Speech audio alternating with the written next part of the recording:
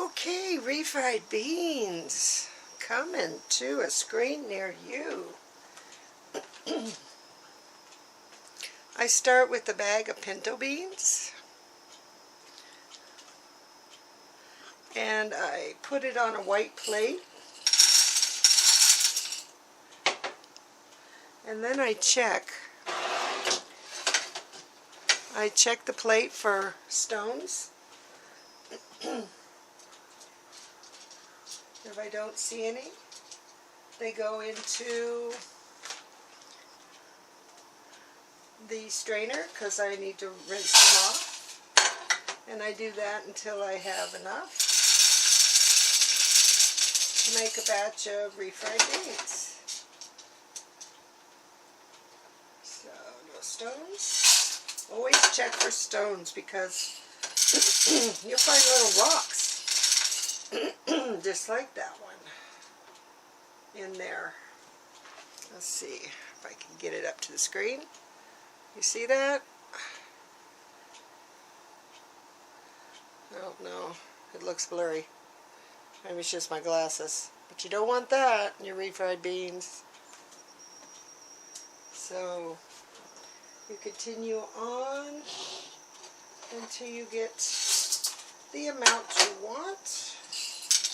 Remember, the beans expand when you cook them. So you wind up with about, I don't know, 4 times the amount of what you see in a dry bean. No stones.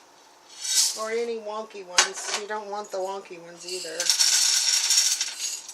What does wonky mean? Doesn't look like a bean. Or like this one. I consider that one wonky.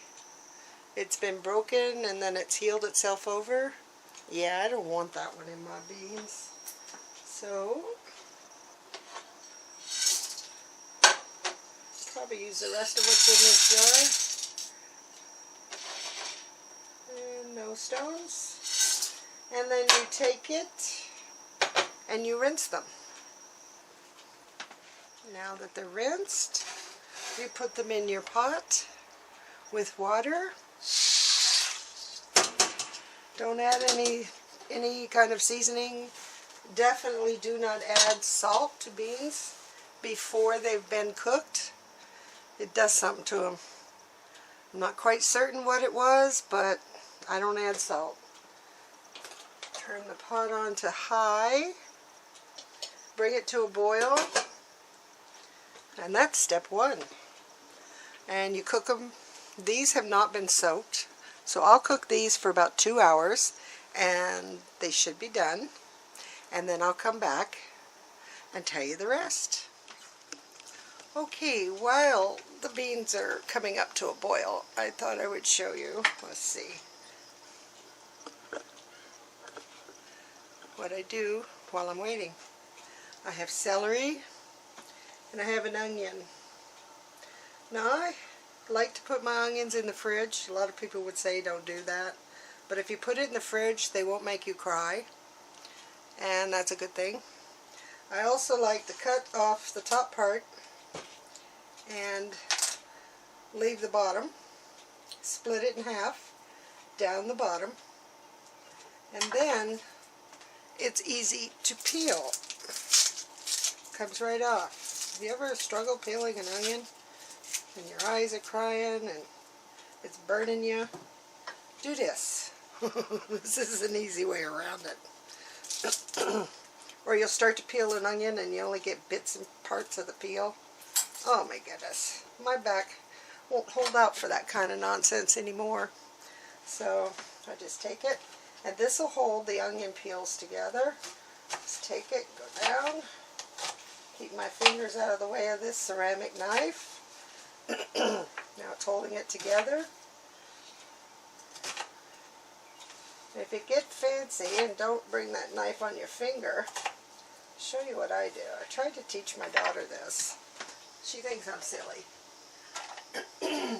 Excuse me. But a lot of times what I'll do is I'll bring the onions home, put them in the fridge, and the next day I will chop up the whole bag of onions. which aren't that many because they're about this size now at my no-frill store. Anyway, so if you cut it like that, you can pick it up all one piece. Put it in your bowl. Okay, isn't that cool? I mean, because I'm older and I have a back that tends to scream at me from time to time, standing can get a little difficult. So you grab it and you got the whole onion. Put it in your bowl. Simple as that. I like to take my celery, go down the ribs all together, leave it together, and then chop that.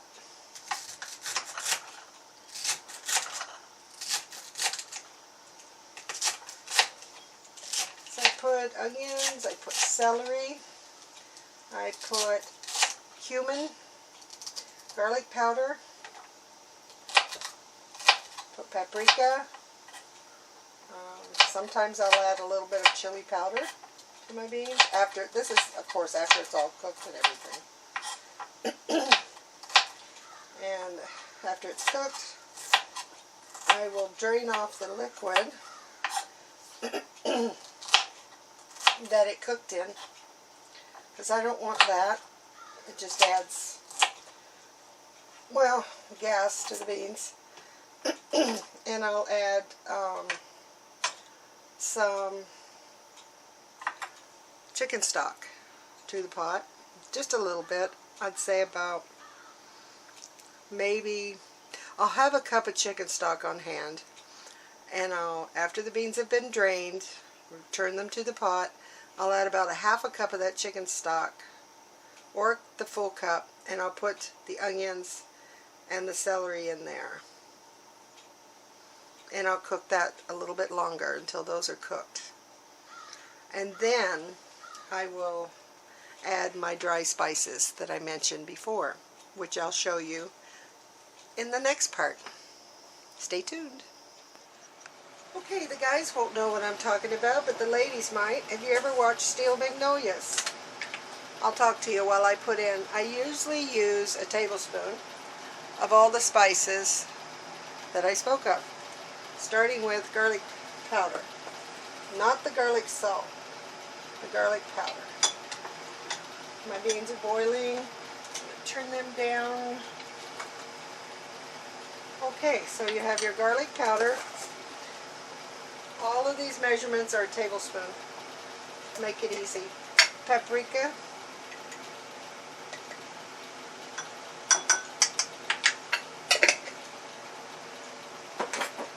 Chili powder.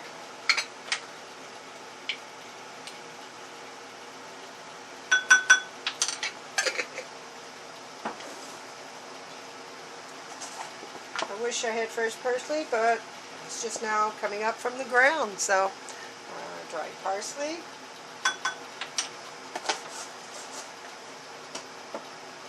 And cumin. I like to buy my cumin in the bags and then I add it to a jar.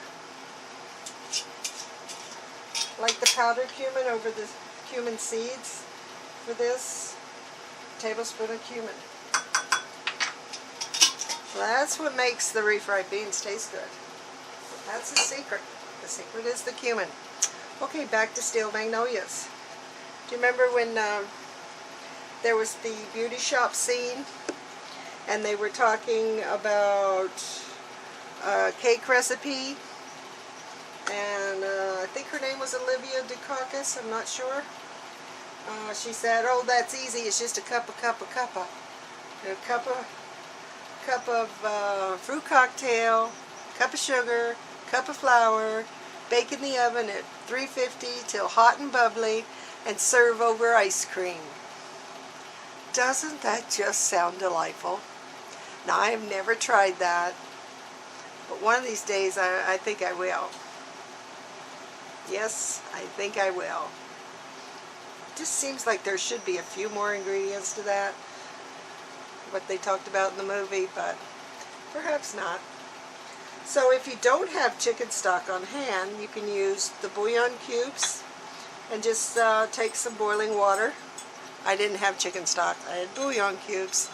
I keep on hand for when I run out of chicken stock. And you just dissolve it in boiling water. Alright, I'll have to come back 2 hours later when the beans are done. Stay tuned. Okay, I'm sorry about the fan in the earlier one. So I've strained the beans, and now I'm going to add the chicken broth or chicken stock to the pot. A cup. And I want to add the onions and the celery. And maybe a little bit more water. So I added a few extra beans that I had in there. So I think I'll add some more water.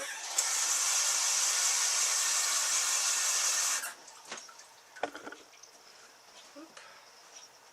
Try not to knock over the camera. There we go.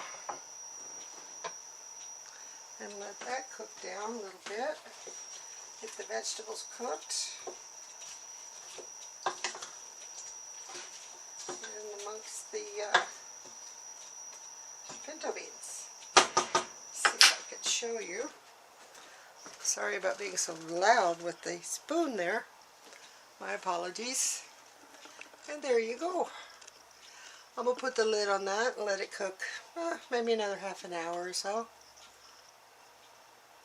And then on to the next step. Stay tuned. Oh, I forgot. You must add the spices now. It's time to add the spices there in the bowl. So throw those in.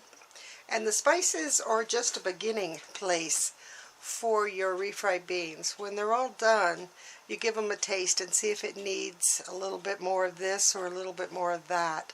And you adjust it to your own taste and to the flavors that you enjoy the most. Like I enjoy cumin, so I may add a bit more cumin to it, whereas you may add a little bit more chili powder or onion powder.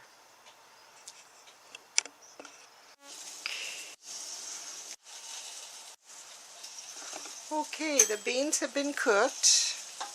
They're here in the pan, cooked with the vegetables, the celery and the onions and the spices. All nice. And the juice is really good. What you can do is save this juice when you want to make Spanish rice for the liquid that you add. So what I do is I put it into the food processor. I wish it were bigger, but it's a tiny one. And I process it. And then you get, I know it's not very appetizing, but you get this. And it's the same consistency as what you get out of the can when you buy refried beans out of the can. Yeah. Same consistency if you do this. Now you can mash it if you don't have, whoops, if you don't have a food processor. You can mash it by hand, but you're not going to get this consistency. And if you do, it'll take you a while. I don't have the strength in my hands anymore to mash to get this kind of consistency. Almost looks like baby food, I know. But what you do from this point is you chop some more onions, you add that, because this is blended. The onions and the celery have been blended in there.